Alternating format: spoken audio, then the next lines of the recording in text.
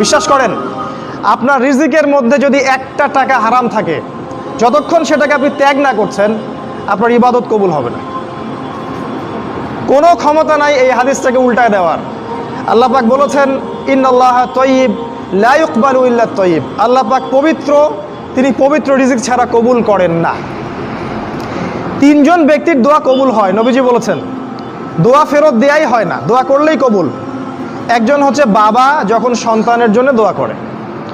2 number, যখন কোনো মুসাফির মানে সফর করছে যারা আল্লাহর পথে বা মুসাফির, তারা যখন আল্লাহর কাছে দোয়া করে, দোয়া কবুল হয়ে যায়।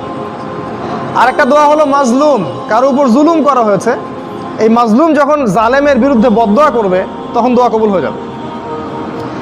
এই মুসাফিরের দোয়া কবুল হয়। একজন মুসাফির হাত তুলে আল্লাহকে বলছিল, আল্লাহ আমাকে এইটা দাও, আল্লাহ আমাকে ওইটা দাও। আর আমাদের নবীজি দেখে বললেন যে মুসাফিরের দোয়া কবুল হয়।